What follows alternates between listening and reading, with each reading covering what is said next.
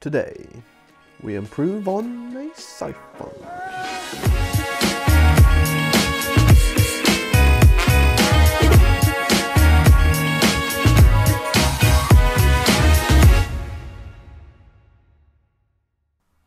Today, we're looking at the ever-present, ever-aging Lima Siphon G.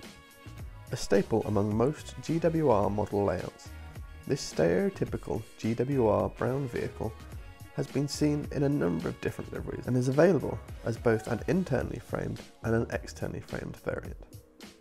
These wagons were initially introduced to transport milk still in the churns, so the milk didn't have to keep on changing from different containers and wagons, thus removing the higher potential for contamination. Once the requirement for this use dried up after World War II, they were converted for use with parcels, and eventually onto engineering trains in the BR Blue era.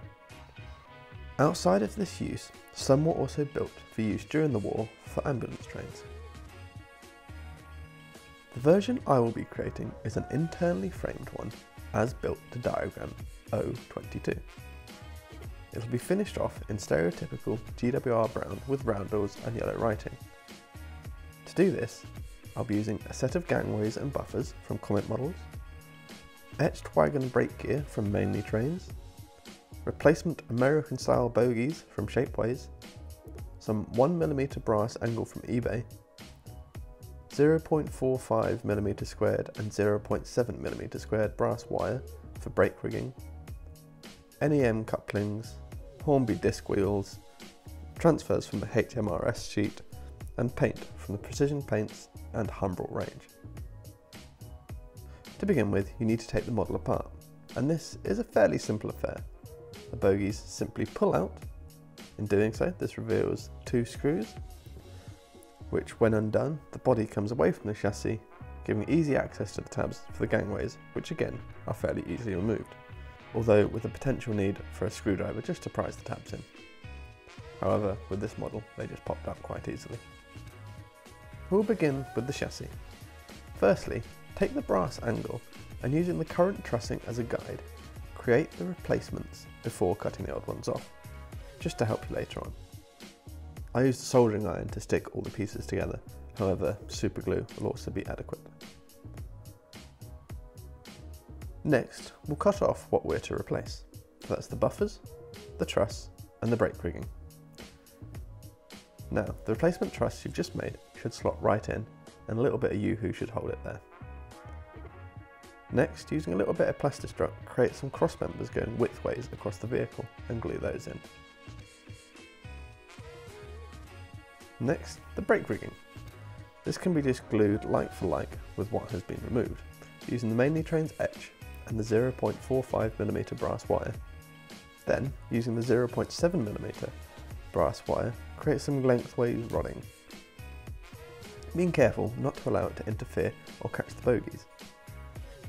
Lastly, the buffers. These require a little bit of cleaning up just to remove any flash and a little bit of drilling to install. And then a bit of U-Hoo and you're in. We also have the bogies to install here, however they'll be installed after painting. Now we're onto the body shell. As the old gangways just clipped off, the new ones can be assembled after being cleaned up, and you may need to use a little bit of filler just to ensure a smooth final product. This can then be U-Hoo'd to the body. Can U-Hoo be a verb? It is now. Cool. Next, prepare for the paint. Using a fiberglass pencil, I rubbed down any transfers to avoid any chance of them still being visible once painted. I then painted the roof a shade of off-white, Humbrol number 41, masked it off, then sprayed the body brown and both the frames and bogies black. Due to the size and location, I opted just to use a paintbrush to paint the gangways black. Whilst using the black, I also carefully painted the brackets on the side of the body black too. I also picked out the brake handle with a little bit of white paint as well. Next was the turn of the transfers. Again, using the reference photos, insignia, numbering and van name all went on. Then the final reassembly, with new wheels and couplings going on in the bogies. For further upgrade, brass bearings could also be installed in the bogies, just to ensure better running. however that's not paramount. There we have it, a tired Lima Siphon G, refreshed for a new lease of life on whatever duties the railway throws at it. As it's the end, time for the laborious count, which today stands at boop.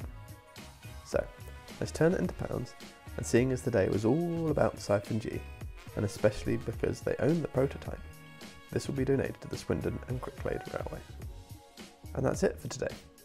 As always, thanks for sticking out this long. As you've made it this far, you may as well contemplating hitting that subscribe button. You deserve it.